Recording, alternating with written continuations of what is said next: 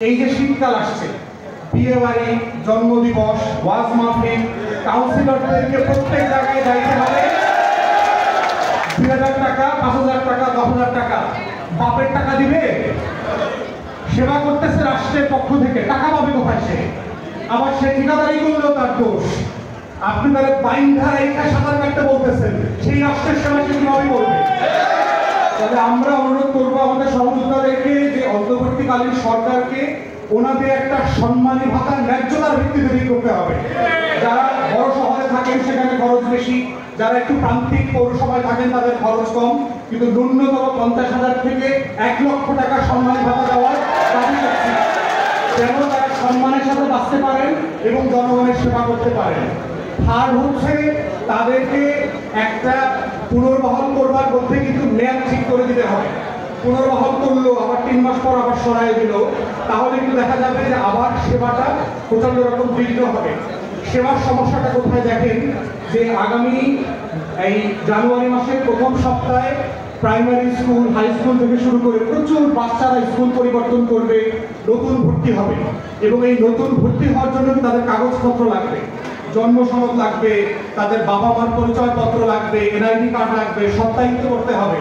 অথচ আমাদের প্রত্যেকটা স্থানীয় পরিষদের অফিস বন্ধ। তাহলে বাচ্চারা প্রাইমারি স্কুলে ভর্তি হবে কি ডকুমেন্টস দিয়ে? তার কোনো ডকুমেন্টস নাই, বাবার ডকুমেন্টস নাই, সত্যায়িত করার লোক নাই, সে কিভাবে এটা করবে?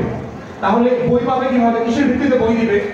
এইটা পুরোটা আবার একটা দুর্নীতির চক্র তৈরি হবে। প্রাইমারি স্কুলের টিচার, হাই স্কুলের টিচার, হেড টিচার, গভর্নিং বডির চেয়ারম্যান, এরা সবাই মিলে প্রত্যেকটা বাবা মায়ের কাছ থেকে ১,০০০, ২,০০০, ৫,০০০ টাকা করে নেবে।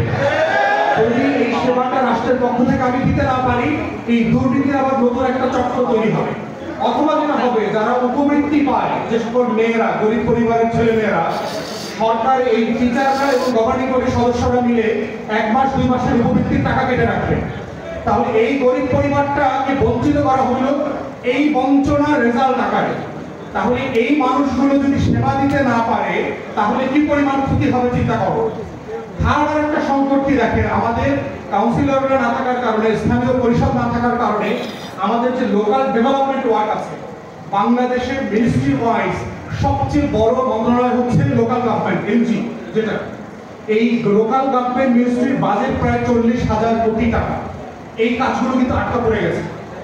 এই ৪০,০০০ কোটি টাকা কিন্তু কনসিকুয়েন্সিয়াল ইকোনমি আছে।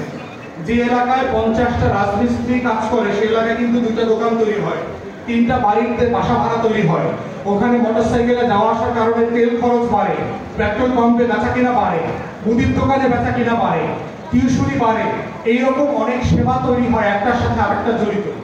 এই কাজগুলো বন্ধ থাকার কারণে যেটা হচ্ছে, এই বছরের অর্থনীতি কিন্তু প্রচন্ড রকম সংকটের মুখে পড়বে, জিডিপির গ্রোথ কমে যাবে, এবং আগামী জুন জুলাইতে যখন আমরা অর্থনীতি নিয়ে আলোচনা করব, এই গ্রোথের জিডিপির ঘাটতির দায়টা কিন্তু গণ অভ্যুত্থানের উপরে পড়বে এবং অন্তর্বর্তীকালীন সরকারের উপরে পড়বে। তাহলে আমলারা যে সংকটটা তৈরি করেছে, এই দায়টা কিন্তু দিন শেষে আমলারা নেবে না, এই দায়টা নিতে হবে আমাদের সহযোদ্ধাদের, গণ অভ্যুত্থানের পক্ষের শক্তিদের। তাই আমি বিনীতভাবে অনুরোধ করছি আমার সহযোদ্ধাদেরকে এই লড়াইটা, এই গরিব মানুষ, প্রান্তিক মানুষের হয়ে যারা প্রতিদিন রাত ১২টা, ১টা, ২টা পর্যন্ত গ্রামে গঞ্জে পৌরসভায় হেঁটে হেঁটে সেবা দেন, গরু হারায় গেলেও তার বাড়িতে যায়, যে আমার গরুটা মাঠ থেকে আমার বাড়িতে আসে নাই, সেটা কাউন্সিলরের বাড়ি থেকে হাজির হয়, কাউন্সিলররা হেলিকেন নিয়ে এসে গরু খুঁজে দেয়। এই সেবা আমলারা কোনোদিন দেবে না, দেয় নাই। অতএব প্রান্তিক মানুষের এই সেবা নিশ্চিত করার একমাত্র মাধ্যম হচ্ছে ফ্যাসিবাদ বিরোধী আন্দোলনের সক্রিয় এই কাউন্সিলরদেরকে একটা যাচাই বাছাই প্রসেস ফলো করে তাকে সম্মানের সাথে ফিরিয়ে নিয়ে আসা। এবং আমরা আশা করছি কাউন্সিলরদের পক্ষ থেকে আমার আহ্বান এবং অনুরোধ, আমার সহযোদ্ধারা এই লড়াইটাকে মিনিস্ট্রি লেভেলে, উপদেষ্টা লেভেলে আপনাদের হয়ে ফাইট করবে, মানুষের জন্য, দেশের জন্য, দেশের অর্থনীতির জন্য। সবাইকে অসংখ্য ধন্যবাদ। আসসালামু আলাইকুম।